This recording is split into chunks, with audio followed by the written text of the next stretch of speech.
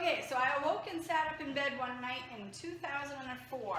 There before me hovered a very large leather-bound book. The cover opened and the pages began to turn.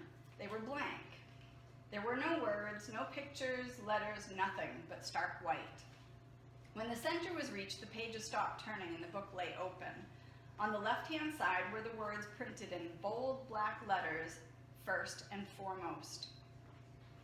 The meaning was clear to me then and still is today, that Christ needs to be first and foremost at the center of my life. His will, I choose to seek. His will, His comfort, His guidance, His presence, every day and in everything. The more I sought Him and the closer I got, the more I saw His hand in all. It's been a pretty amazing journey. I pray I forever remain focused on Him. My published writing career came about because of this vision. It was a book after all. It would be pretty cool to write a story illustrating what that message meant to me. What would it look like if God just plopped into one person's life and became their trusted focus? How would a relationship with Him, where there hadn't been one before, affect that person? How would it affect those around them? Well, my first book, The Light Within, was formerly named First and Foremost, which that was the first thing that was changed. Was born of those questions. Since then, of course, I've written Marie's Watch, Little Birch Finds Peace, Raindrops and Snowflakes, and now The Truth Will Set You Free. Raindrops and Snowflakes came to me by way of a simple wonderment of God's creation. As I looked upon the snowbanks of winter and the flowing rivers of summer, I've pondered the thought that each drop of moisture serves a purpose. Though similar in appearance, no matter where one lands, it fulfills its unique calling.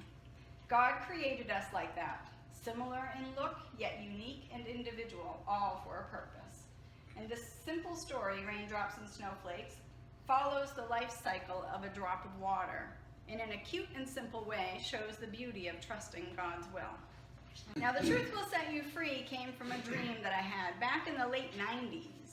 Actually, I woke from my dream sobbing because my brother had committed suicide. I was distraught that he felt he had no hope. Creating a storyline around that moment, I intended to illustrate a couple of things. First, there is always hope. Truth breaks Satan's grip on our lives.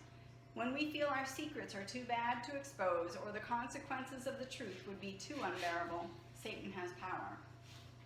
When a relationship with Christ develops, He guides us through that murky water, and when we come to trust His direction, He leads us into amazing light.